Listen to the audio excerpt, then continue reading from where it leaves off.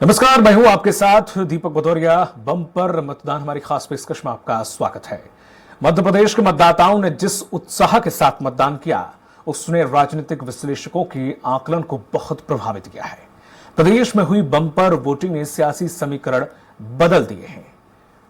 Voting का उच्च प्रतिशत सभी दावों के विपरीत परिणाम आने की संभावना व्यक्त कर रहा है। देखिए रिपोर्ट। मध्य प्रदेश में इस बार प्रदेश के 5 करोड़ 60 लाख से ज्यादा मतदाताओं में से 76.22% वोटरों ने अपने मताधिकार का प्रयोग कर 66 सालों का रिकॉर्ड तोड़ दिया है। इस रिकॉर्ड वोटिंग को लेकर तरह तरीके के कयास लगाए जा रहे हैं। बीजेपी अपनी जीत को, कांग्रेस अपनी जीत का दावा कर रही है, लेकिन वोटिंग प्रतिशत क्यों बढ़ा है, इस पर कोई स्पष्ट बात नहीं कर पा रहा है। वोट प्रतिशत बढ़ने से राजनीतिक पंडितों का आकलन गड़बड़ा गया है। वे इस बात से हैरान हैं कि वोट प्रतिशत बढ़ने की वजह लाडली बहना योजना मानी जाए या फिर पुरानी पेंशन योजना और यूथ को लेकर कमलनाथ के वादे को माना जाए। मध्य प्रदेश में मतदान का प्रतिशत जिस तरह से बढ़ा है, उससे लगा है कि चुनाव परिणाम तमाम उम्मीदों के विपरीत हो सकता है। सियासी रण में उतरे योद्धाओं को भी लग रहा है कि वोटर का ये उत्साह कोई भी गुल खिला सकता है। इस वोटिंग को लेकर मुख्यमंत्री शिवराज सिंह चौहान दावा कर रहे हैं कि हर तरफ लोगों में जबरदस्त उत्साह है। प्रदेश में लाडली बहनाओं, बच्चों, युवाओं और बुजुर्गों का प्रेम मुझे मिल रहा है। वे बम्पर वोटिंग को अपनी पार्टी के लिए लाभदायक बता रहे हैं। बम्पर मतदान से कांग्रेस में अधिक उत्साह है। ऐसे में सवाल उठ रहा है कि पिछले 4 चुनावों से जादुई नंबर यानी कि 116 का आंकड़ा पाने के लिए इस तरह से कांग्रेस का सूखा दूर होगा। बम्पर वोटिंग के चलते चुनाव परिणाम को लेकर कोई दावा नहीं किया जा सकता, लेकिन ये तय है कि परिणाम कल्पना से परे होंगे। वोटिंग का ये प्रतिशत बता रहा है कि अब जिस भी पार्टी की सरकार बनेगी, वह हाशिए वाली सरकार नहीं होगी। अभी तक भले ही लग रहा है कि सरकार बनाने वाली पार्टी 120 सीटों के इर्द गिर्द रहेगी, लेकिन अब साफ लग रहा है कि सरकार बनाने वाली पार्टी को 130 से ज्यादा सीटें मिलेंगी। अब स्पष्ट बहुमत वाली सरकार बनने का दावा राजनीतिक विश्लेषक भी कर रहे हैं। कांग्रेस के प्रदेश अध्यक्ष और पूर्व सीएम कमलनाथ का दावा है कि मतदाताओं ने सरकार के खिलाफ अपनी नाराजगी का इजहार मतदान केंद्र पर जाकर ईवीएम का बटन दबाकर किया है। उन्होंने कहा कि मतदाताओं का उत्साह बता रहा है कि कांग्रेस की सरकार बन रही है। जनता तय करेगी कि कितनी सीटें आएंगी। परसेंटेज का कोई मतलब नहीं। 77 में परसेंटेज इतना था और इंदिरा जी और संजय गांधी दोनों हार गए। परसेंटेज फालतू बातें। ये माना जा रहा है कि अगर वोटिंग का ये प्रतिशत ग्रामीण क्षेत्रों में बढ़ा है तो कांग्रेस को फायदा हो सकता है, और अगर शहरी क्षेत्रों में बढ़ा है तो बीजेपी को फायदा मिल सकता है। यह आकलन और विश्लेषण 3 दिसंबर तक चलता रहेगा, लेकिन ये तय कि मतदाता ने बम्पर वोटिंग कर अपना जो भी फैसला दिया है, उसने साबित कर दिया है कि मतदाता ही सच में भाग्य विधाता है। मध्य प्रदेश में मतदान प्रतिशत साल 1998 इस चुनाव में कुल 60.22% वोटर्स ने मतदान किया। पिछले चुनाव की तुलना में मतदान में 0.30% की मामूली गिरावट हुई। साल 1993 में ये 60.52% था। परिणाम कांग्रेस सरकार में बनी रही। साल 2003 इस चुनाव में 67.25% मतदान हुआ। पिछले चुनाव की तुलना में 7.03% वोटिंग बढ़ी। परिणाम बीजेपी ने कांग्रेस से सत्ता छीन ली। इस चुनाव में करीब 69.72% हुआ। पिछले चुनाव की तुलना में करीब 2.47% की वृद्धि हुई। परिणाम बीजेपी की सरकार यथावत रही। साल 2013 में मतदान का प्रतिशत 72.07 रहा। पिछले चुनाव की तुलना में 2.35% की वृद्धि हुई। परिणाम बीजेपी की सरकार बनी रही। साल 2018 इस साल 75.49% मतदाताओं ने वोट डाले। पिछले चुनाव की तुलना में 3.42% की वृद्धि हुई। परिणाम कांग्रेस ने बीजेपी से सत्ता छीन ली। बीजेपी को अधिक प्रतिशत वोट मिलने के बाद भी कांग्रेस से 5 सीटें कम मिली। बहुमत किसी भी पार्टी को नहीं मिला था। साल 2023 हाल ही के चुनाव में 76.22% मतदान हुआ है। ये पिछले चुनाव की तुलना में सिर्फ 0.73% अधिक है। ऐसे में कोई भी अनुमान लगा पाना मुश्किल है। Special desk, Swaraj express.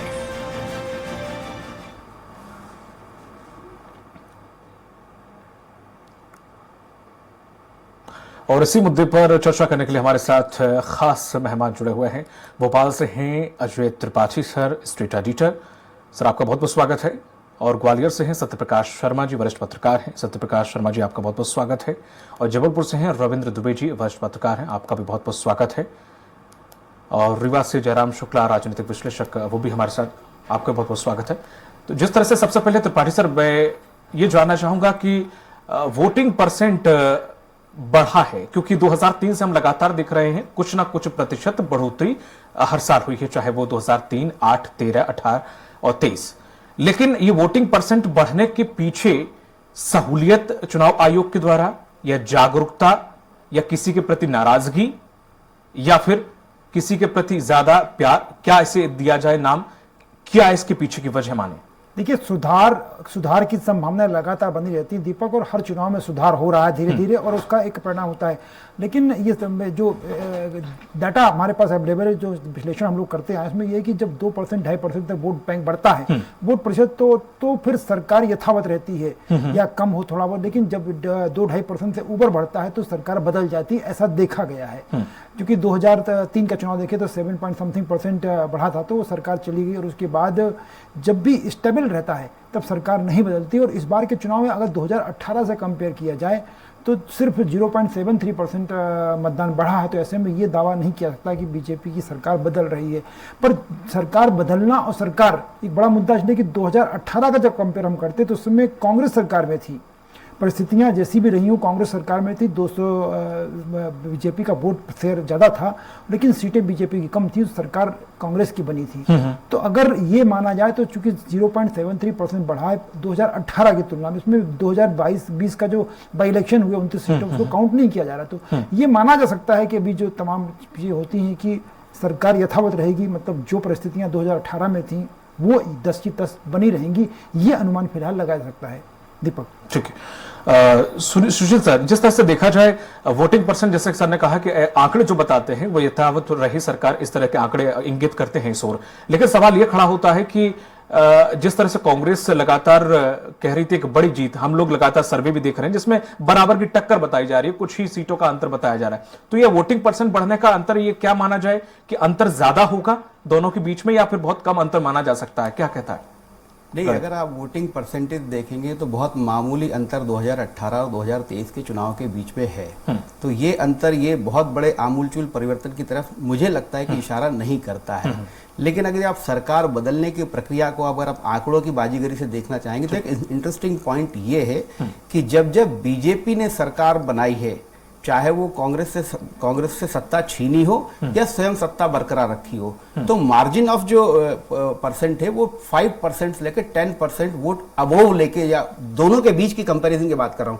मतलब अगर बीजेपी और कांग्रेस के बीच में सरकार के समय की तुलना करें तो 5% ज्यादा वोट लेके जो है सरकार बनाई है, वो चाहे 1990 की सरकार कह लीजिए या फिर दूसरी बार 2003 में जब सरकार बनी थी। तो ये जो है उस समय जब 1990 में जब बीजेपी सरकार बनी थी तब 5.76 का दोनों के बीच में मार्जिन था। तो ये एक बहुत इंटरेस्टिंग इसका ये मतलब। दूसरा, जब 1990 में 93 में फिर उपचुनाव, सरकार भंग हो गई थी और दोबारा जब चुनाव हुए थे, जब कांग्रेस सरकार में आई थी तो उसका मार्जिन सिर्फ 1% था। तो ये आप समझने वाली बात है कि जब बीजेपी सरकार में वापसी करती है या सत्ता छीनती है तो 5 से 10% का अंतर दोनों दलों के बीच में रहता है। और अभी आप 2018 का चुनाव भी ले लीजिए, -0.10% वोट के साथ, मतलब कम थे वोट, कांग्रेस के वोट बीजेपी की अपेक्षा कम थे, लेकिन सरकार बदल गई थी। तो ये एक इंटरेस्टिंग जो पूरा इसमें निकल के आता आंकड़ों में वो ये है कि यदि कांग्रेस सरकार बना भी रही है तो मार्जिन ऑफ वोट जो है वो अंडर 5% ही रहने वाला है। जयराम सर, जिस तरह से देखा जाए इस पूरे गणित को, जैसे कि इसमें कहा गया ग्रामीण क्षेत्रों में और शहरी क्षेत्रों में दोनों में वोटों में कम अंतर के अलग अलग समीकरण हैं, वो क्यों आखिर?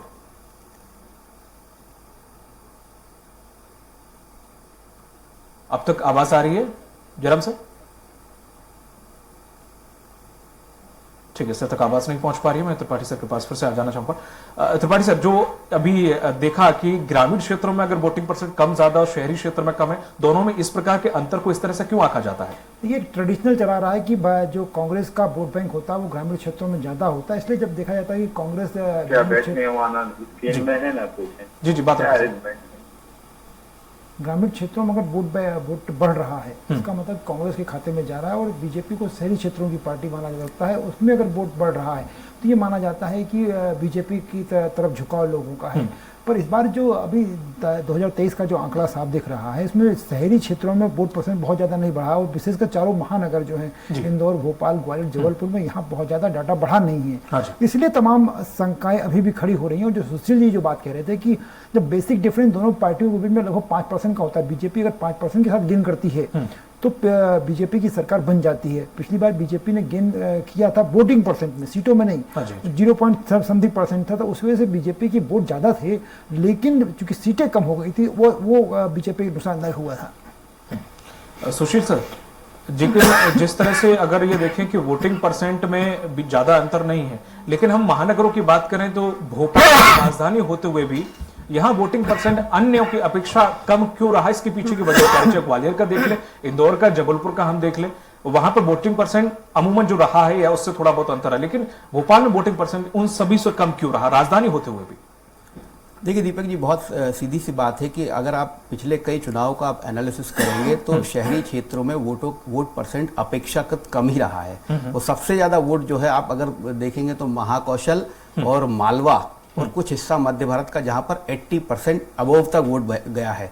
बल्कि इस बार तो एक बड़ा रिकॉर्ड बना है कि 90% वोट जो है सालाना सीट में हुआ था, जिसमें पिछली बार भी 89% वोट हुआ था। तो ये मुझे लगता है कि वोटर का विचारधारा के प्रति कमिटमेंट, वोटर का अपने अधिकार के प्रति कमिटमेंट जो है ये दर्शाता है। शहरी क्षेत्र में अपेक्षाकृत वो स्थिति नहीं है, तो वो लोग वोट करने को जो है उतना महत्व नहीं देते। हालांकि ये बहुत, मुझे लगता है कि एक पढ़े लिखे वर्ग के लिए बहुत अच्छी बात नहीं है। तो लेकिन अब ये देखिए, ये तो हो गया एक पार्ट, लेकिन जो सबसे महत्वपूर्ण, आप देखिए जब 2018 का जो चुनाव हुआ था और 2023 के चुनाव के अंतर देख लें तो लगभग 48 लाख वोट ज्यादा पड़ा है।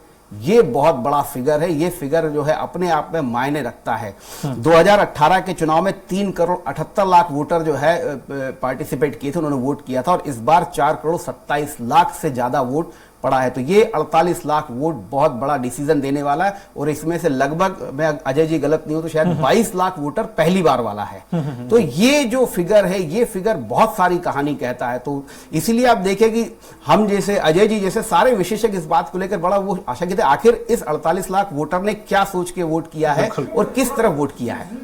बिल्कुल। जयराम जी सर, आप तक आवाज आ रही है? अब सर आप तक आवाज आ रही है? मैं बात कर रहा था कि एक तो जयराम सर, आप तक आवाज आ पा रही है? और उसके अलावा एक महत्वपूर्ण मुद्दा है कि महिला वोट जी कितना पड़ा है। जब तक ये आंकड़ा बिल्कुल सामने स्पष्ट नहीं हो जाएगा एक सीट का, तब तक आप बहुत ज्यादा आंकड़ा नहीं कर सकते, क्योंकि महिलाओं का रुझान और यंग जनरेशन का रुझान वो किसकी तरफ गया है। जब तक ये फाइनल वोटिंग की तरफ नहीं आ पाएगी, तब तक इसको समझ पाना बहुत मुश्किल काम हो जाता है। जी त्रिपाठी सर, जिस तरह से देखा जाए वोटिंग परसेंट को ज्यादा अंतर है नहीं, लेकिन जो वोटिंग परसेंट, सर ने अभी एक बात कही कि जो यंगस्टर हैं उनकी 22 से 30 लाख, हालांकि आंकड़े 30 लाख के बता रहे हैं, लेकिन वोटिंग करने के लिए हो सकता है कि 22 लाख के तकरीबन पहुंचे हो। लेकिन सवाल ये खड़ा होता है कि जो वोटिंग परसेंट बढ़ा है, वोटिंग परसेंट वाकई उन महिलाओं का बढ़ा है जो लास्ट में योजनाएं की शुरुआत चाहे बीजेपी और कांग्रेस ने की, महिलाएं ज्यादा निकलकर वोटिंग परसेंट तक पहुंची बॉलीवुड, या फिर जो युवा हैं, जो यंगस्टर जिन्होंने पहली बार ये वोट किया है, ये परसेंटेज कहीं ना कहीं उनका भी बढ़ा हुआ नजर आ रहा है? नहीं, वही आपसे जो बात किया, सुशील जी ने जो मुद्दा उठाया था कि 22 लाख वोटर, उसके साथ महिलाओं का वोट बैंक, महिलाओं का वोट प्रतिशत चूंकि 48 लाख जो वोट बढ़े पड़े हैं इस बार में, यूथ का वोट जो पहली बार लगभग 22 लाख वोट ऐसे पड़े जो पहली बार वोट डाले, उनका रुझान स्वाभाविक रूप से उन्होंने पिछले सालों में जो एक ट्रेडिशनल वोट बीजेपी की सरकार लगातार बनी आ रही है, जो एक आम मतदाता होता है अपना एक टाइम सेट कर लेता है, अपना टारगेट तय कर लेता है, वैसा नई जनरेशन ने नहीं तय किया था। तो उनका डिसीजन क्या हुआ होगा, और फिर महिलाओं का वोट बैंक, जो महिलाएं जिस तरह से वोट उतरी हैं, वो स्थिति वही तो मैं आपसे कह रहा था कि ग्रामीण क्षेत्रों में चूंकि महिलाओं को लाडली बहना का, लाडली जो योजना इनका कितना फायदा मिला है, वो आकलन करना थोड़ा सा मुश्किल हो रहा है, क्योंकि अभी ये स्पष्ट नहीं हो पाया कि महिला वोटर हर सीट पर कितना, यंग जनरेशन का वोटर कितना है। ठीक है, सत्यप्रकाश शर्मा जी जुड़ गए हमारे साथ। सत्यप्रकाश शर्मा जी, जिस तरह से वोटिंग परसेंट का जिक्र हमारे सभी सीनियर कर रहे थे कि वोटिंग परसेंट हमेशा जब ज्यादा होता है तो बीजेपी माइलेज मिलता है, लेकिन वोटिंग परसेंट ज्यादा ना होने पर भी ये कहा नहीं जा सकता कि किस तरफ बिहार चलेगी। आपका गणित क्या कहता है और आपका एक्सपीरियंस अब तक क्या कहता है? बहुत सारे विधानसभा चुनाव आपकी नजरों से होकर गुजरे होंगे। देखिए, सबसे पहले तो मैं इस आकलन से काफी दूर हूं कि जब वोटर टर्नआउट बढ़ता है तो किसी पर्टिकुलर पार्टी को सत्ता में आने का मौका मिलता है। एक मैं आपको एग्जांपल पिछले इलेक्शन का दे रहा हूं। पिछले इलेक्शन में आपने देखा हो कि मध्य प्रदेश का वोटर टर्नआउट है वो अराउंड 3% बढ़ा था, वो 75% तक पहुंचा था।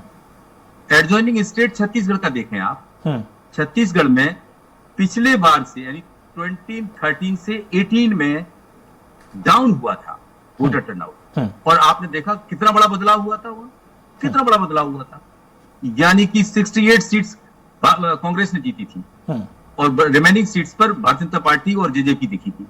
तो मेरा कहने का तात्पर्य यह है कि ये आकलन केवल हम मनगढ़ंत चीजों को घुमा फिरा के कहते रहें उससे कोई फर्क नहीं पड़ता, लेकिन हाँ एक चीज जरूर है कि जो वोटर टर्नआउट है वो अराउंड 76.22% पहुंचा है। इसके पीछे क्या कारण है? एक तो आज ये जो जमाना है वो कहीं ना कहीं सोशल मीडिया का जमाना है, आईटी का एज है, ऐसे में हर हाथ में मोबाइल है, और जो सिस्टमेटिक वोटर एजुकेशन और इलेक्टोरल पार्टिसिपेशन जो एक्टिविटीज हैं स्टेट की या सेंटर ईसी की, उनसे कहीं ना कहीं लोगों तक एक मैसेज गया, और मैसेज जाने से लोग घरों से बाहर निकले।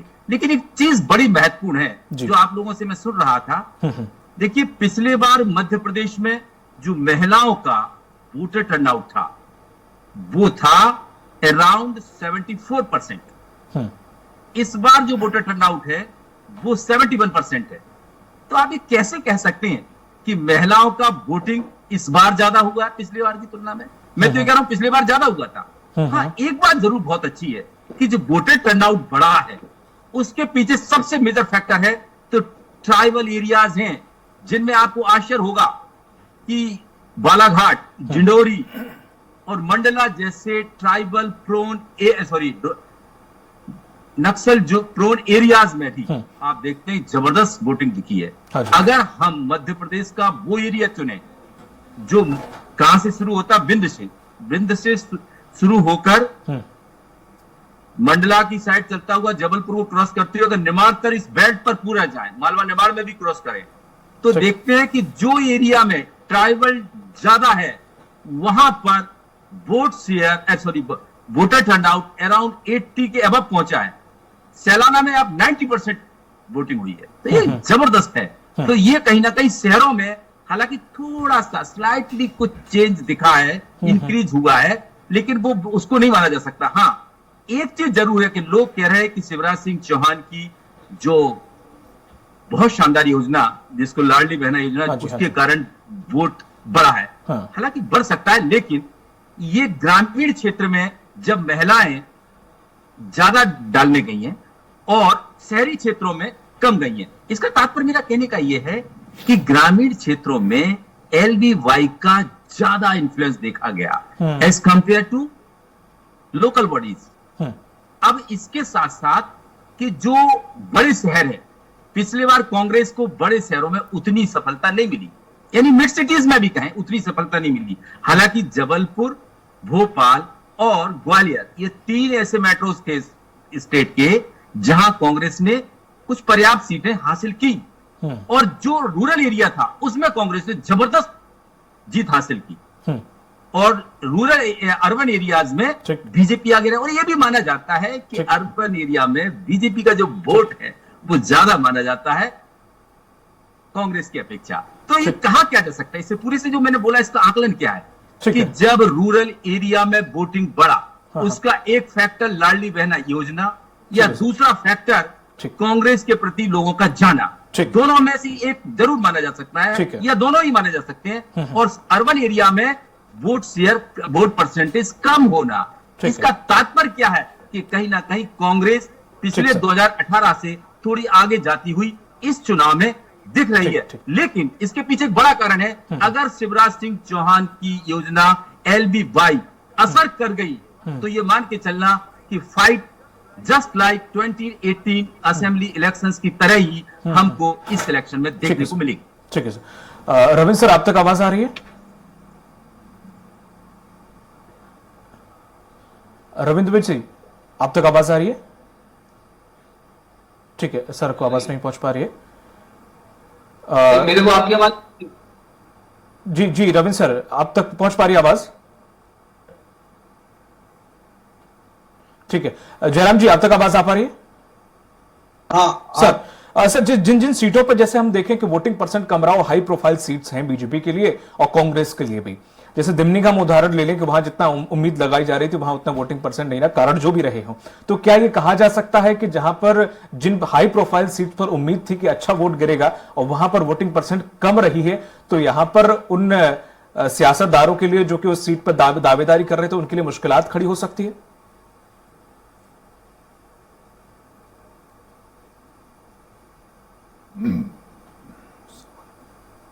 जयराम सर।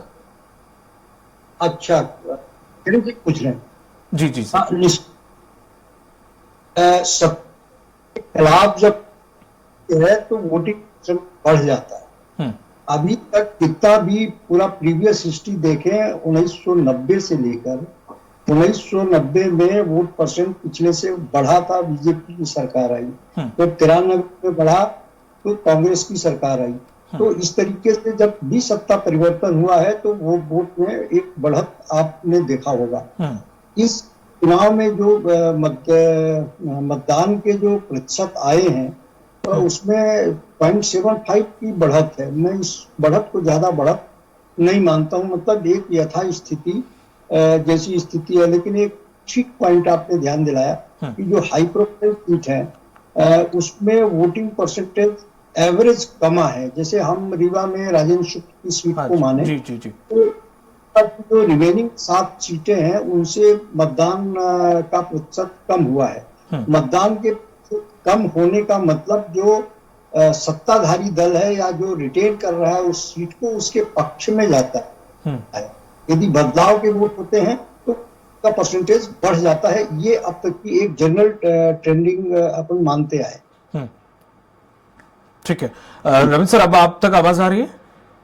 आ रही सर, इस जो पूरे समीकरण को देखें, जिस तरह से कहीं वोटिंग परसेंट ज्यादा रहा, कहीं कम रहा, कहीं अपेक्षाकृत रहा, तो ओवरऑल अगर हम हर सीट की बात करें या ओवरऑल मध्य प्रदेश के चुनाव के इलेक्शन की बात करें और लास्ट में जो घोषणाएं हुई, जो वादे हुए, तमाम सारी, इनका कुछ असर दिखाई दिया इस वोटिंग परसेंट पर? हालांकि दोनों ही पार्टियां अपनी अपनी जीत का दावा अभी भी आश्वस्त हैं कि हम जीत रहे हैं, अच्छे खासे वोट से जीत रहे हैं। जिस तरीके से वोटर निकल के आया है उससे तो ये अभी बहुत ज्यादा स्पष्ट हो नहीं पा रहा, बहुत ही कांटे की टक्कर दिख रही है। यदि भारतीय जनता पार्टी के समर्थकों से बात करो या कुछ महिलाओं से बात करो तो उनके बीच लाडली बहना का असर दिखता है कि साहब लाडली बहना का थोड़ा सा असर है।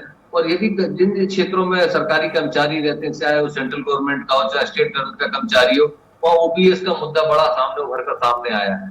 इन दो मुद्दों को लेकर, जैसे हमारे पश्चिम विधानसभा क्षेत्र है, वो एक बड़ी VIP सीट है, वहां से पूर्व प्रदेश अध्यक्ष राकेश सिंह लड़ रहे हैं, उनके सामने पूर्व वित्त मंत्री दोनों भनोते हॉट सीट है, या कुछ 5% वोट ज्यादा आया, जो पिछले बार 66% था, इस बार 71.66% आया। तो ये भी कहा जा रहा है, एक तरफ जहां महिलाओं के बारे में कहा जा रहा है कि महिलाओं ने ज्यादा वोट किया, तो जब आंकड़े निकल कर आए तो उसमें ऐसा कुछ नहीं हुआ। जो पिछली बार की तरह सामान्य 2% का जो डिफरेंस होता है महिलाओं में, पुरुष और महिला मतदाताओं में, वो सामने देखने को मिल रहा है। लेकिन उसके साथ साथ एक कर्मचारियों का बड़ा वर्ग उस पश्चिम विधानसभा क्षेत्र में रहता है। उस विधानसभा क्षेत्र के हिसाब से हम देखें तो वहाँ वो लोग जो भी बात करते हैं, कर्मचारी से बात करिए तो पुलिस क्वार्टर से, स्टेट गवर्नमेंट के कर्मचारी है, सेंट्रल गवर्नमेंट के कर्मचारी है, उनमें OPS बड़ा मुद्दा है, ओल्ड पेंशन स्कीम का मुद्दा बड़ा है।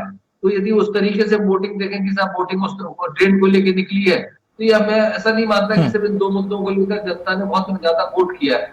देखिए एक और बात है कि जिस तरीके से आजकल एक ट्रेंड बन गया है, सोशल मीडिया पर लोग निकल के आने लगे हैं, साहब सेल्फी लेना है, एक फैशन बना दिया है इस बात को कि अच्छी चीज है ये, वोट करने लोग जाते हैं और बूथ तक पहुंच रहे हैं। और देखिए बूथ तक पहुंचने से एक बात और हो रही है कि जनता की भागीदारी हो रही है। इसमें एक और वोटिंग परसेंटेज बढ़ने का एक और कारण है। इसके लिए प्रशासन निर्वाचन आयोग को साधुवाद देना चाहिए कि वोटर लिस्ट एक्यूरेट बन रही है, कि जिसके डिलीट होते हैं, ट्रांसफर हो जाता है, या तो कोई मोहल्ला बदल जाता है, या विधानसभा क्षेत्र बदल जाता है, या निधन हो जाता है, या लड़की की शादी हो जाती है, तो हर 6 महीने में अपडेट होता है। ये लोग घर घर जाके दस्तक देता है, पता करता है, बात करता है। तो इस तरीके से वोटर लिस्ट अपडेट होती है। उस वोटर लिस्ट की वजह से 80% से ज्यादा या 75% या 70% से ज्यादा लोग वोट डाल रहे हैं। इसका मतलब के लिए वोटर लिस्ट एक्यूरेट है और उसकी वजह से परसेंटेज हाई हो रहा है। अब रहा सवाल सरकार बनने या नहीं बनने का, तो इस महिलाओं को इस तरीके से वोट पड़ा वो अपनी जगह है, महिलाओं ने वोट डाला वो अपनी जगह है। तो ये बात दोनों दल अपने दावे कर रहे हैं, अभी समर्थक कर रहे हैं, बूथ लेवल पे लोग अपने बूथ लेवल से निकाल रहे हैं कि हम कहाँ मजबूत है, हमारी पार्टी का कहाँ जनाधार है, हमारे किन लोगों ने वोट किया। या जहां जैसे पश्चिम विधानसभा क्षेत्र में कोई माइनॉरिटीज का इश्यूज है नहीं, कि माइनॉरिटी बहुत बड़े तादाद में है, सामान्य वर्ग के लोग रहते हैं, सभी धर्म और जाति के लोग रहते हैं, सिख भी रहते हैं, पंजाबी भी रहते हैं, ईसाई भी हैं। तो इस पश्चिम विधानसभा जबलपुर की जो सीट है उसमें आम वोटर है, यानी सभी धर्म समाज और पंथ का वोटर है। तो यदि उसने निकल के 71% वोट किया, इसका मतलब है कि वो प्रत्याशियों को देख रहा है, ये पार्टी को देख रहा है, पार्टी के उसको देख रहा है, मैनिफेस्टो को देख रहा है। तो ये उसने पहले तय कर लिया था कि उससे किसे किसे वोट करना है। पढ़ा लिखा तबका है, ऐसा नहीं कि सब पूरा पढ़ा लिखा तबका है, उसमें थोड़ा मध्यम वर्गीय और निम्न मध्यम वर्गीय भी बस्तियां हैं। निम्न स्तर की जो वर्गीय है बस्ती, उनमें ही वोट तेज पड़ा हुआ। ठीक है सर, मैं लौटूंगा आपके पास। सत्यप्रकाश शर्मा सर, जिस तरह से देखा जाए कि जैसे ही वोटिंग परसेंट चल भी रहा था, वोटिंग हो भी रही थी, और लास्ट में एंड तक जो खबरें आई जिस तरह से निकलकर, चाहे विश्वास सारंग का वो वीडियो हो, चाहे वो मालिनी गौड़ के बेटे का वीडियो, तमाम सारी खींच, जिसे कांग्रेस से खींच बता रही है कि वो हार रहे हैं, इस वजह से उनकी खींच सामने निकल कर आ रही है। क्या ये अमूमन है, क्या वाकई जो बीजेपी के नेता है उनके चेहरे पर एक शिकन है? देखिए, पहले तो आपने पिछले बार जो क्वेश्चन किया था सर जयराम जी से किया था, मैं आपको उसका थोड़ा सा आपने दिमनी का किया था, उन्होंने दिमनी के बाद में चर्चा नहीं की। देखिए, दिमनी में जो वोटर टर्नआउट है वो अराउंड 60% से नीचे रहा है।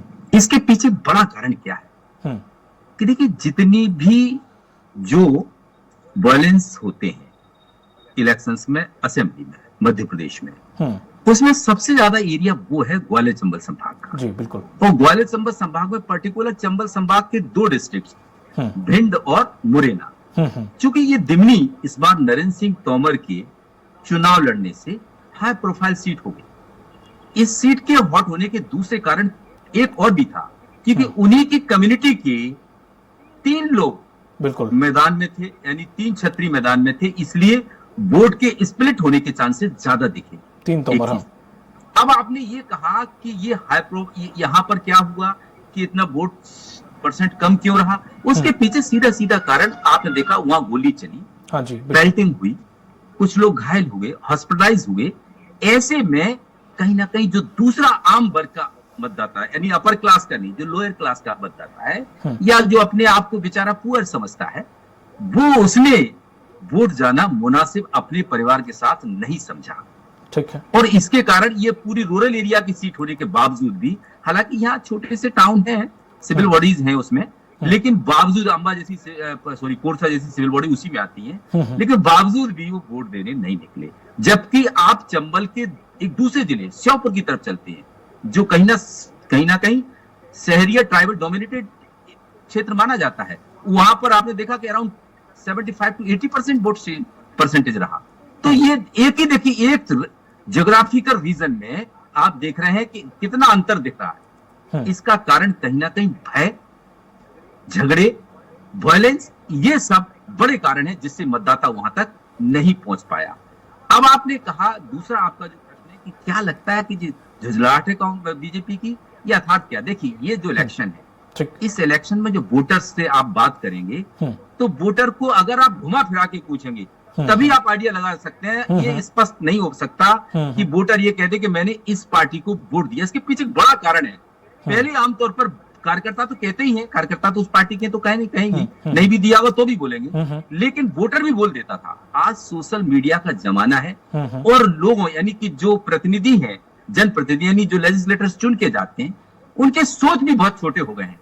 उनको ये लगता है कि इसने अगर वो वीडियो में आ गया, कैमरे में आ गया, तो अगर कहीं उस तक पहुंच गया, वो जीत जाता है, तो उसके साथ वो दुश्मनी जैसा व्यवहार शुरू करने लगता है। जबकि ये भारत वो लोकतंत्र है जहां ये थोड़ा है कि भैया जीतने के बाद सभी का, जब तक नहीं जीता तब तक किसी एक उस ग्रुप का हो सकता है, पर जीत तो पूरे देश के लिए होती है, सरकार तो पूरे देश की होती है, एमएलए तो पूरे क्षेत्र का होता है। ये विचारधारा में गिरावट आई। इसके कारण आपने देखा वो, इसके कारण कई लोगों को चैलेंजेस फेस भी करने पड़े, कईयों को जेल जाना पड़ी, कई केसेस फेसेस करने पड़े, कईयों को बहुत बड़ी बड़ी लड़ाइयां फेसेस करने पड़ी। इसलिए चाहे पत्रकार हो या कोई दूसरा सर्वेयर हो, उसको डायरेक्ट इस चीज का पता ऑन कैमरा नहीं लग पाता है। लेकिन हाँ, अगर आप घुसेंगे अंदर, चीजों को पहचानेंगे, तो आप उस एंगल पर पहुंच जाएंगे कि इस पर्टिकुलर परिवार ने या इस एरिया में किस पार्टी की तरफ वोटर गया है।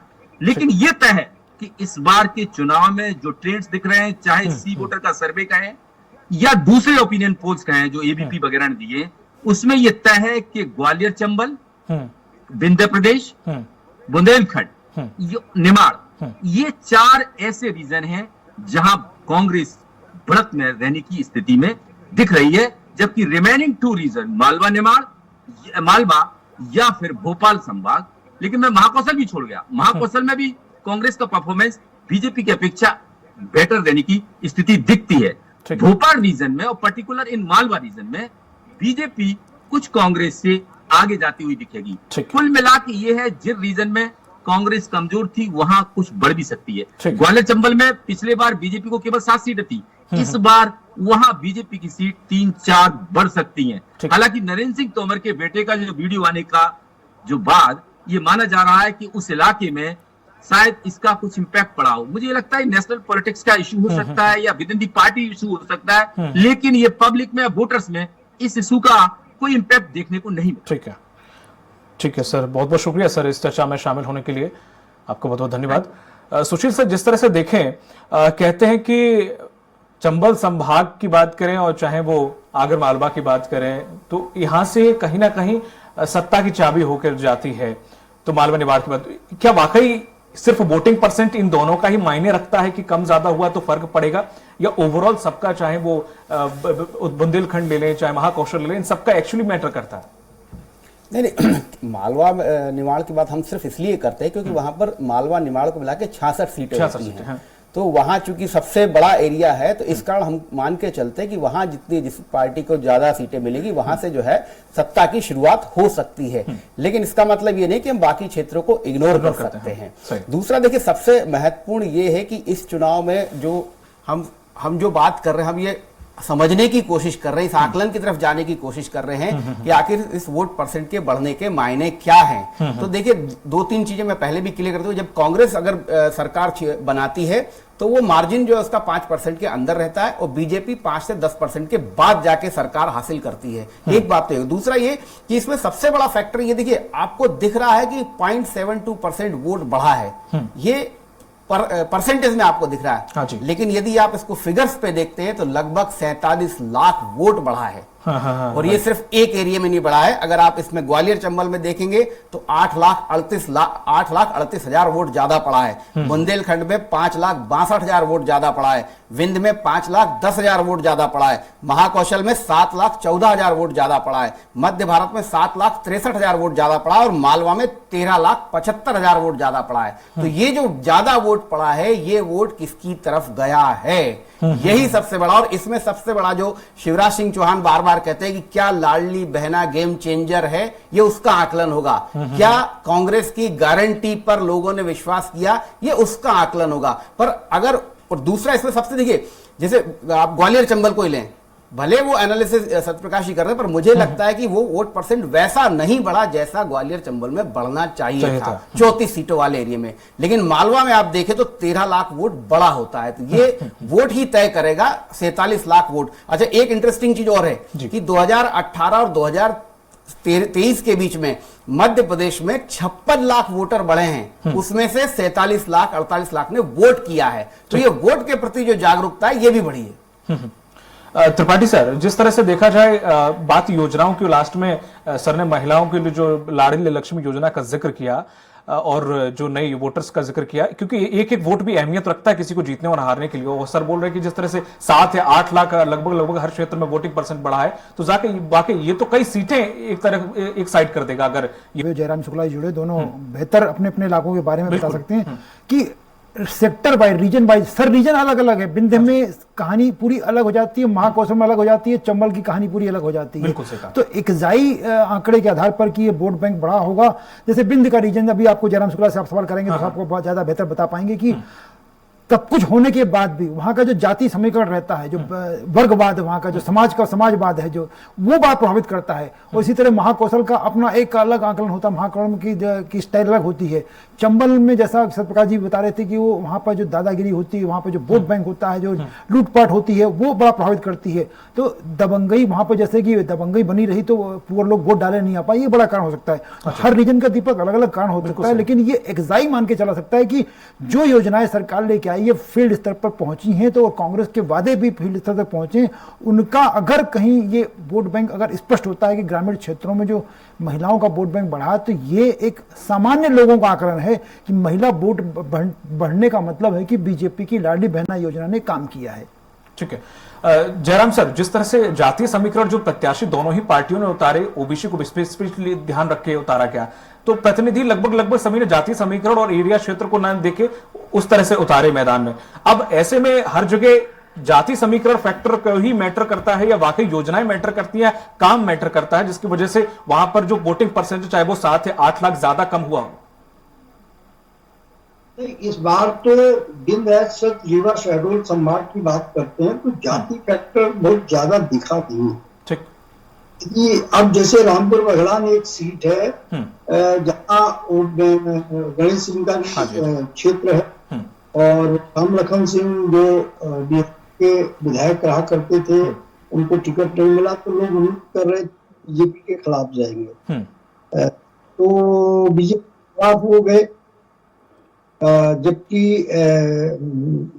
बीजेपी से गणेश सिंह वहीं के रहने वाले हैं, लेकिन जो पटेल पर गए वो कांग्रेस की ओर क्या, ऐसा वहां से ट्रेंड आ रहा है। यद्यपि मैं नहीं हूं कि कोई जाति के आधार पर वोट का कोई वो होता है, 5-10% का होता है और वो वोकल होते हैं, इसलिए हम जानते हैं कि ये जाति के आधार पे ब्राह्मण को दे रहा, कुंभी को दे, काची को दे रहा, ये एक जनरल परसेप्शन है, लेकिन इसका असर 5 से 10% से ज्यादा नहीं पड़ता है। ये विन इस बार एक जो बहुत कमाल की बात हुई है, और मैं तो इसलिए कह रहा हूं कि 2018 रिटर्न, अभी किसी ने इससे पहले पूछा था तो हमने कहा हाँ में बीजेपी 2018 रिटर्न यानी कि 30 में से 24। क्या है कि यहाँ पर सिर्फ रीवा और सतना 2 शहर की सीटों को छोड़ दें तो महिलाओं के वोट में जबरदस्त बढ़त आई है। सिहावल जहां से कमलेश्वर पटेल चुनाव लड़ रहे हैं वहां 13% ज्यादा महिलाओं ने वोट किया है। मऊबंदी में 9.5% किया है। तो इस तरीके से 6% से लेके 13-14% तक के वोट की बढ़त हुई है। और ये कोई संदेह नहीं है कि महिलाओं के वोट की ये जो बढ़त है इसमें सभी जाति वर्ग के वोट शामिल, सभी जाति वर्ग की महिलाएं शामिल है, यहाँ तक कि मुस्लिम महिलाएं भी शामिल हैं, जिनने वोट डालकर इस परसेंटेज को आगे बढ़ा दिया है। और ये यकीन मानकर चलिए कि ये लाडली बहना का इफेक्ट है जो अंडर करेंट, मतलब मैंने आज एक कॉलम में लिखा है ये कि नदी की 2 धाराएं होती हैं, एक सतह में चलती है, एक नीचे चलती है, जिसे अंतर कहते हैं। तो ये अंतर धारा को वही महसूस कर पाता है जो उसको डूब आ लेता है। लाडली बहना की अंतर धारा चली है और 5% का यदि वोट प्लस होता है ओवरऑल पूरे मध्य प्रदेश में, तो आप ये मानकर चलिए कि लाडली बहना, जैसा कि शिवराज जी कहते हैं और जैसा कि मोदी ने रतलाम की सभा में कहना शुरू कर दिया था कि लाडली बहना इस चुनाव में गेम चेंजर साबित होने जा रही है। ठीक है। रविंद्र दुबे सर, जिस तरह से देखा जाए, जहां पर त्रिकोणीय मुकाबला देखने को मिला या जहां पर बागी जो नहीं माने और बाकी होकर निर्दलीय चुनाव लड़े, वहां पर जो वोटिंग परसेंट है उसको समझना विश्लेषकों के लिए ज्यादा मुश्किल कर दिया इन लोगों ने।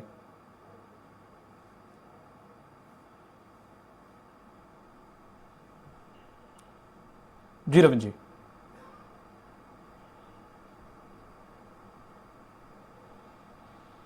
जहां जहां त्रिकोणीय संघर्ष है वहां हमको देखना पड़ेगा, वहां पर जात का वोट है। यदि जात का वोट है तो वहां त्रिकोणीय संघर्ष है। जैसे हम जबलपुर से लगी हुई सीट है बोटेगांव, जहां से एनपी प्रजापति लड़ रहे हैं, वहां शेखर चौधरी को कांग्रेस ने पहले टिकट दिया था, फिर उनकी टिकट काट के एनपी प्रजापति को वापस कर दिया और शेखर चौधरी वहां फिर से लड़ गए। तो शेखर चौधरी बागी होकर लड़ रहे हैं, तो वहां पर मजबूत स्थिति में ये भी कहा जा रहा है कि वो सीट निकाल भी सकते हैं। त्रिकोणीय संघर्ष हो, इन दोनों कांग्रेस के दो उम्मीदवारों की लड़ाई में हो सकता है भारतीय जनता पार्टी वहां जीत जाए। इसी तरह कटनी जिले में बहोरी बंद सीट है। पहले भारतीय जनता पार्टी के नेता होते थे, हमेशा बागी होकर कई बार उन्होंने चुनाव लड़ा। शंकर महतो 20-22 हजार वोट मिलता था उनको, लोधी का जात का वोट मिलता था। उसके बाद वो कांग्रेस में शामिल हुए और कांग्रेस से टिकट मांगी, लेकिन कांग्रेस की टिकट उनको नहीं मिली। कांग्रेस ने सौरभ सिंह को टिकट दे दी और उसके बाद वो समाजवादी पार्टी की टिकट पर चुनाव लड़ रहे हैं। अखिलेश यादव भी वहां आए हुए थे। तो देखिए, यदि वहां वोट पड़ रहा है, त्रिकोणीय संघर्ष हो रहा है, इस लड़ाई में वो किसका वोट में सेंध लगाएंगे? क्या वो भारतीय जनता पार्टी को डेंट लगाएंगे, झटका देंगे, या कांग्रेस को झटका देंगे? क्योंकि वो पहले भाजपा में थे, फिर कांग्रेस में और समाजवादी पार्टी से चुनाव लड़ रहे शंकर महतो। इसी तरीके से शेखर चौधरी पहले कांग्रेस से चुनाव लड़े, 1998 में विधायक बने, फिर भारतीय जनता पार्टी में चले गए, भारतीय जनता पार्टी से कांग्रेस में आ गए। वो कांग्रेस से उनको टिकट मिली, लेकिन बाद में उनकी टिकट कट गई और वो बागी होकर चुनाव लड़ रहे हैं। इस तरीके से वहां देखेंगे तो जहाँ सुरक्षित सीट है, तो जब यदि सुरक्षित सीट से शेखर चौधरी लड़ रहे हैं और उनका समाज का वोट भी है वहां, यदि उनके समाज का वोट उनको मिलता है तो वो जीत भी सकते हैं। तो त्रिकोणीय संघर्ष में बड़ा संकट है। देखिए, हम पिछला चुनाव देखें 2018 का, तो 58 सीट ऐसी थी जहाँ जीत हार का अंतर उस त्रिकोणीय संघर्ष में या जितना वोट तीसरे दल को मिला था उसके बराबर हुआ था। 58 सीट ऐसी थी। उन 58 सीटों में जो टोटल परसेंटेज निकल गया पूरे स्टेट का, 10.6 या 10.5 ऐसा कुछ आंकड़ा आता है कि 10% से आसपास समाजवादी पार्टी, बहुजन समाज पार्टी, गोंडवाना गठबंधन पार्टी या अन्य दल, आप भी उसमें शामिल कर लें, इनको 10% मिलता है। और ये 58 सीटों को प्रभावित किया था। उसमें से 2 सीट बहुजन समाज पार्टी ने जीती थी और शायद 2 निर्दलीय और 1 समाजवादी पार्टी ने जीती थी। इस तरीके से हम देखें तो बाकी की 22 सीटें भाजपा के पास थी और 20 या 21 सीटें कांग्रेस के पास को फायदा हुआ था, जिनकी वोट कटी और उससे भाजपा हार गई, या वोट कटी तो भाजपा जीत गई।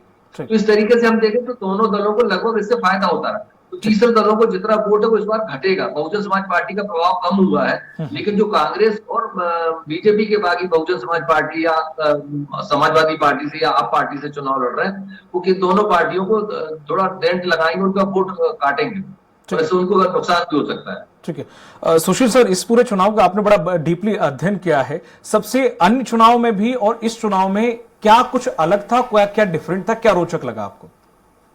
देखिए, इस चुनाव में अगर आप पिछले चुनाव की अपेक्षा इस चुनाव को देखेंगे तो सबसे महत्वपूर्ण यह है कि ये चुनाव दोनों ही दलों ने बड़े ही आक्रामक तरीके से लड़ा है। और चूंकि 2018 में बीजेपी को झटका लगा था, तो आप ये 2023 की तैयारियों को अगर आप देखेंगे, चाहे स्टार प्रचारकों की सभाओं, तो बीजेपी ने एक कैंपेन को बहुत आक्रामक तरीके से रणनीतिक रूप से लड़ने की कोशिश की, क्योंकि वो ये जानते थे कि 2018 में वो सत्ता से बाहर हो चुके थे। एक बड़े दल बदल के कारण उनको पुनः सत्ता हासिल हुई थी, तो ये इस बात को वो ये समझ चुके थे। और दूसरा सबसे महत्वपूर्ण ये भी था कि जो बीजेपी का वोट शेयर था 2013 का, जो 44% था, वो माइनस होकर 41% पे आ गया था। तो ये एनालिसिस करके बीजेपी को ये बात मालूम थी कि उनका वोट शेयर भी कम हो चुका है, कमलनाथ के रूप में 15 महीने की सरकार भी चल चुकी है, उसकी कुछ स्कीम्स का भी असर था। तो इन सब के बाद इसलिए आप देखिए 2023 को बहुत ही आक्रामक तरीके से बीजेपी ने point to point, area to area, कितने केंद्रीय मंत्री लगाए, कितने संगठन के बाहर के लोग, संगठन विस्तारक लोग, बहुत बड़ी टीम लगाकर यहां पर काम किया है। और कोशिश ये की है कि जो 41% का जो वोट है वो वापस 44% तक पहुंच जाए। बीजेपी इस रणनीति पर काम कर रही थी, इसलिए उनको अगर लगा कि मुख्यमंत्री, जैसे बहुत जगह सुनने को ये मिलता था, हमने चैनलों पे देखा कि बदलना है, तो क्या बदलना है ये क्लियर नहीं है, पर लेकिन बदलना है, तो उस बदलाव से वोट ना पड़ जाए इसलिए चेहरा घोषित नहीं किया। अलग अलग एरिया में अलग अलग प्रभारी बनाए गए बड़े बड़े केंद्रीय मंत्रियों को मैदान में उतारा गया। तो बीजेपी की रणनीति बहुत स्पष्ट थी कि 41% का जो वोट है उसको अपन 44, 45, टारगेट तो 51% का लेके चले थे। और कमलनाथ जी अकेले थे, कमलनाथ वर्सेस ऑल बीजेपी का मामला था यहाँ पर। तो ये एक बहुत, इस चुनाव में मुझे ये देखने को मिला। आप देखिए कमलनाथ के कांग्रेस के कैंप में अरुण यादव हाशिए पे थे, कांग्रेस के कैंप में सुरेश पचौरी हाशिए पे थे, दिग्विजय सिंह जरूर रणनीतिकार के रूप में पूरे समय कमलनाथ के साथ रहे, हालांकि उनके भी लास्ट में अनबन की बातें सामने आई थी। ये एक इस चुनाव का सबसे महत्वपूर्ण पहलू है। अब दूसरा जो है, जो अभी जो बात चल रही थी अजय जी, जिसका उल्लेख किया सत्यप्रकाश जी ने भी, कि महिला वोट यदि कम हुआ है, क्योंकि पिछली बार 74% था, 2013 में 70% था, तो 4% का प्लस यहां हुआ था और अब बता रहे कि माइनस हुआ है। तो इसका मतलब है कि लाडली बहना योजना गेम चेंजर नहीं भी हो सकती है, लेकिन यदि बीजेपी सरकार में आती है तो फिर इसका सारा क्रेडिट संगठन क्षमता, मोदी की रैली और अमित शाह की रणनीति को ही जाएगा। और बाकी ये जो स्टार्स इन्होंने जो अलग अलग एरिया में उतारे, इसका बहुत बड़ा मुझे लगता है इम्पैक्ट इस चुनाव में, यदि सरकार बनती है बीजेपी के, तो ये देखा जाएगा। ठीक है अजय सर, हमने महिलाओं की बात कर ली, हमने युवाओं की बात कर ली, हमने मुस्लिम वोटर की जो बात नहीं की। ये जो आंकड़ा है वो कितना मायने रखता है, क्योंकि इस बार ये इस समाज से लोग अच्छी खासी तादाद में वोट करने पहुंचे। हालांकि जुम्मा का दिन था तो कई हमने बूथों से ये खबरें देखी कि वो लोग पहुंच नहीं पाए, या अब जब वोटिंग बंद हो गई तब लाइन लगाकर खड़े हुए हैं। तो ये जो वोटर है इसका कितनी भूमिका है और क्या मैटर करेगा ये? देखिए, बिल्कुल इसमें मान के चला जाए कि बीजेपी ये मान के चलती कि मुस्लिम वोट बैंक उसकी तरफ नहीं डाइवर्ट होगा, और इसलिए कांग्रेस के जो प्रत्याशी उनको मुस्लिम वोट मिलता है। और जो मध्य प्रदेश के ऐसे इलाके, मुस्लिम बाहुल्य इलाके, चाहे वो बुरहानपुर का इलाका हो या खंडवा के बहुत सारे इलाके हैं, या भोपाल उत्तर सीट हो, भोपाल मध्य सीट हो, ऐसे जो इलाके हैं वहाँ पर स्वाभाविक रूप से ये जो अन्य पार्टियां रहती हैं, जो अगर वहाँ मुस्लिम कैंडिडेट नहीं है तो जो अदर पार्टियां होती, चाहे वो समाजवादी पार्टी, अगर कांग्रेस का वोट बैंक, कांग्रेस का कैंडिडेट मजबूत नहीं है तो कई बार ये बट जाता है। हमने देखे अर्बन डेवलपमेंट के जो नगरीय निकाय के चुनाव मध्य में हुए, तभी देखा था कि बुरहानपुर जैसे स्थिति में बीजेपी से इसलिए जीत गई कि AIM जैसी पार्टियां जिनका कोई वजूद नहीं मध्य प्रदेश में, उन्होंने अच्छा परफॉर्म किया। तो जो मुस्लिम मतदाताओं की आप बात कर रहे हैं वो स्वाभाविक रूप से उनका जो मोड रहता है वो कांग्रेस के हक में होता है, और कांग्रेस अगर वहाँ पर मजबूत नहीं है तो स्वाभाविक रूप से समाजवादी पार्टी या बहुजन समाज पार्टी या आजकल और छोटी छोटी पार्टियां निर्दलीय, वो निर्दलीय को वोट देंगे, लेकिन बीजेपी को उनका वोट नहीं मिलता है, ये मान के चला जाता है। तो इस बार का जो स्वाभाविक रूप से जो भीड़ आपने देखा, आप जो बात कर रहे कई जगह अच्छी भीड़ देखी गई, पर यह है कि बीजेपी ने जिस तरह स्ट्रेटेजी बनाई, नरेंद्र मोदी की तमाम योजनाएं हैं, 3 तलाक वाला मुद्दा हुआ या बहुत सारे ऐसे इशू हैं, तो ये बीजेपी को उम्मीद है कि कुछ वोट उनको मिल सकता है। लेकिन कांग्रेस को पूरी भरोसा है कि जो ये मुस्लिम वोट बैंक है वो उसके खाते में जाएगा। ठीक है जयराम सर, जिस तरह से देखा जाए, अगर वोटिंग बात करें हम, जो पूरा कैंपेन था लास्ट में जिस तरह से दम लगाएगी, दोनों के भाषणों को हम देखें तो वो कहीं ना कहीं इंटरनेशनल राम मंदिर और तमाम मुद्दों को लेकर मोदी जी ने बात की। वहीं कांग्रेस भ्रष्टाचार और उनके जो काम थे उनको गिनाने की कोशिश की। वहीं अगर देखें गृह मंत्री जी के बयान भी जैसे उन्होंने दिए हैं कि आलू प्याज आज नहीं कम सस्ते होंगे, अगर आपने कांग्रेस को वोट दिया तो छिंदवाड़ा में रोहिंग्या की बस्ती होगी। कल भी उन्होंने इसी प्रकार का एक स्टेटमेंट दिया कि अगर आप यहाँ पर कांग्रेस को वोट दोगे तो पाकिस्तान में खुशी बनेगी। इस प्रकार के जो स्टंटबाजी है या बयानबाजी है, जो देश की मुद्दा विधानसभा चुनाव में राष्ट्रीय मुद्दों को रखना, क्या इनका असर वाकई पब्लिक पर होता है या हुआ होगा? जी Jairam sir. Over vote percent रहा है 2018 में संभवतः पुरुषों के मुकाबले 2 से 3% कम रहा है, और इस बार 0.5% का डिफरेंस है जो अनुमान वाले आंकड़े आए हैं। तो ये गलत है कि इस बार महिलाओं के वोट नहीं बढ़े, महिलाओं के वोट बढ़े हैं। यदि नहीं बढ़े हैं तो वो शहरी क्षेत्र में, ग्रामीण क्षेत्र में, जैसा कि मैंने एक बार पहले भी कहा है कि 5 से लेकर 15% तक वोट में बढ़त आई है, और ये ट्रेंड न सिर्फ विंध्य का है, ओवरऑल पूरे मध्य प्रदेश का है। रूरल एरिया में इसको दुरुस्त कर लें। जो आप राष्ट्रीय अंतर्राष्ट्रीय मुद्दों की बात कर रहे हैं, तो इसका असर तो सुनने को मिला है। जो यहाँ की भारतीय जनता पार्टी या शिवराज सिंह के खिलाफ बात करता था जो युवा, लेकिन वो मोदी के पक्ष में बात करता था कि इजराइल को क्या स्टैंड किया, रूस में यूक्रेन को लेके क्या स्टैंड किया, इंटरनेशनल में मोदी की क्या इमेज है। राम मंदिर निश्चित तौर पे मोदी की इस इमेज को ने प्रभावित किया है और चर्चा का ये विषय रहा है। हाँ, ये चीज है कि एक बहुत बड़ा वोटर का वर्ग है जो प्रदेश की सत्ता के खिलाफ है। जैसे युवाओं के खिलाफ होने की वजह है, छात्रों के खिलाफ होने की वजह है। 2018 के बाद से अब तक की पीएससी क्लियर नहीं हुई। व्यापम की परीक्षाएं थी और जो छोटी मोटी परीक्षाएं, मतलब चपरासी लेवल से लेके क्लर्क्स और इंस्पेक्टर्स और इन सब की परीक्षाएं थी, पटवारी की परीक्षाएं थी, वो अड़के पे लगी हुई हैं। तो जो यूथ है उसका एक बड़ा जबरदस्त फ्रस्ट्रेशन रहा और परिवर्तन और बदलाव की बात वो करता रहा। कर्मचारी भी परिवर्तन और बदलाव की बात करते रहे, लेकिन कर्मचारी और यूथ से यदि पूछा जाए मोदी को लेके और ये इंटरनेशनल इशू को लेके और राम मंदिर को लेके, तो वो मोदी के साथ खड़े नजर आते हैं। भले ही वो पिछले चुनाव में हुआ कि आपने देखा एक सीट पार्लियामेंट में के लिए मिली थी अपने यहाँ लोकसभा की छिंदवाड़ा से। उसके ठीक साल पहले या 7-8 महीने पहले विधानसभा के चुनाव हुए थे और कांग्रेस की सरकार बनी थी। तो मध्य प्रदेश में क्या मुझे लगता है पूरे देश में मोदी एक अलग इशू है, स्पेशल केस है, और जो स्टेट के अफेयर्स हैं वो एक अलग केस है। वो दोनों जो डबल इंजन की बात करते हैं मोदी जी, वो डबल इंजन कायदे से जुड़ नहीं पा रहा, क्योंकि मोदी बात जो करता है वो स्टेट में इस्टेब्लिशमेंट के खिलाफ खड़ा होता है। तो ये एक बड़ी विचित्र सी टेंडेंसी देखने को मिली है इस चुनाव। ठीक है रविंद्र सर, जिस तरह से देखा जाए मुख्यमंत्री का चेहरा बीजेपी ने घोषित नहीं किया था, मोदी को आगे रख के चुनाव लड़ा गया। अगर रखते या नहीं रखा, इसका अंतर अच्छा हुआ या बुरा हुआ? देखिए, बीजेपी ने जो रणनीति अपनाई है वो अलग अलग छत्रपों को सीएम के फेस के रूप में पेश किया। चंबल में देखिए वो नरेंद्र तोमर है, मालवा में कैलाश विजयवर्गीय, हमारे यहाँ प्रहलाद पटेल है और महाकौशल में प्रहलाद पटेल है। और उसके साथ साथ उन्होंने एक आदिवासी चेहरा फग्गन सिंह कुलस्ते जो केंद्र में मंत्री है उनको प्रोजेक्ट किया है। तो इनके विधानसभा में जाएंगे तो इनके समर्थक सोशल मीडिया में लिख रहे हैं कि इनको बड़ी जवाबदारी मिलने वाली है, बड़ा पद मिलने वाला है और सीएम भी बन सकते हैं। सोशल मीडिया में लोग प्रचारित करते थे, तो सीएम फेस के नाम पर वो वोट मांग रहे थे जिससे आदिवासियों में उनका प्रतिशत बढ़ सके। तो इसका कहीं ना कहीं थोड़ा सा असर तो पड़ेगा। देखिए, प्रहलाद पटेल को इसलिए भी लेके आया कि वो बहुत बड़ा ओबीसी चेहरा है, लोधी और पूर्वी कोर्ट के लिए उनके लिए लेके आया। जिस तरीके से वहां पार्टी नाराज चल रही थी, लेकिन प्रहलाद पटेल को सीएम के रूप में प्रस्तुत किया गया। वो पूरे 50 से ज्यादा सीटों के प्रभारी भी थे और उन्होंने जगह जगह सभाएं भी की। उनके पास एक हेलीकॉप्टर भी था, लगातार वो दौरे भी कर रहे थे, अपना क्षेत्र छोड़कर कई बार गए तो दौरे भी किए। तो देखिए, महाकौशल में यदि कमलनाथ सीएम का फेस थे तो दो चेहरे उन्होंने ऐसे दिए भारतीय जनता पार्टी ने, एक आदिवासी में और एक ओबीसी वोटर्स के बीच में। जिस तरीके से राहुल गांधी बार बार ओबीसी जनगणना के लिए कह रहे थे कि ओबीसी की जनगणना होना चाहिए, उस मुद्दे को भी उन्होंने पीटने के लिए बात दो चीजें थी। तो महाकौशल में इसका प्रभाव है, ऐसा नहीं कि नहीं कह सकते। देखिए, पिछली बार जो 13 आदिवासी सीटें महाकौशल की, उसमें से भारतीय जनता पार्टी के पास 2 ही जीत पाई थी, 11 कांग्रेस के पास थी।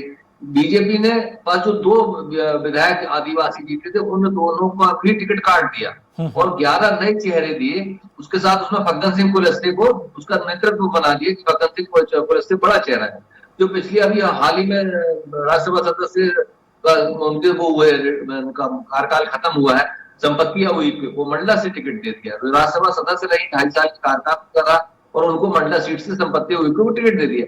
यानी आदिवासी सीटों पर भी भारतीय जनता पार्टी ने फोकस किया या वो एक रणनीति के तहत बड़े चेहरों को उतारकर वो सीटों पर अपना जनाधार बढ़ाने के लिए कोशिश कर रही है। लेकिन इन सब के बावजूद भी हम देखें कि कांग्रेस का जो रणनीति है, कांग्रेस का जिस तरीके से हम कहते हैं कि भाई उनका एग्रेसिव प्रचार नहीं होता और उसके तहत पार्टी काम नहीं करती, बहुत ज्यादा उनका प्रचार नहीं होता है। लेकिन इसके बावजूद भी हम ये देखें कि महाकौशल में ऐसा हमको नहीं दिख रहा अभी। भाई ये जो अंडर करंट है लाडली बहना का वो निकल के आए तो अलग बात है। ऐसा नहीं दिख रहा है कि जो बीजेपी को पिछले 3 चुनाव से 24 सीटें मिल रही थी 2018 के पहले, वो कांग्रेस 12-13 में सिमट जाती थी। 2018 में 13 सीटें भारतीय जनता पार्टी को मिलती और 24 सीटें कांग्रेस को, 1 निर्दलीय। तो ऐसा नहीं लग रहा, लेकिन इसमें जरूर लगता है कि कुछ सीटें 12 की 13 की जो है 16 हो जाए या 17 हो जाए, कांग्रेस की घट के 20 हो जाए या 22 हो जाए, ये इतना अंदर दिखता है। 1-2 निर्दलीय जीत सकते हैं हमारे इलाके से महाकौशल से, हर बार एक निर्दलीय जीतता है महाकौशल से, तो एक ना एक निर्दलीय हो सकता है इस बार 2 जीत जाए। तो इसका मतलब ये नहीं कि भारतीय जनता पार्टी की जो रणनीति वो कारगर नहीं थी। भारतीय जनता पार्टी ने जो छत्रपों की राजनीति करी है वो बहुत ही कारगर साबित हो सकती है। ठीक है त्रिपाठी सर, एक अंतिम सवाल आपसे, थोड़ा संक्षिप्त में दीजिएगा। जिस तरह से 3 तारीख को आखिर क्या देखने को मिल सकता है, आपका समीकरण क्या कहता है, आपका पत्रकारिता का अनुभव क्या कहता है?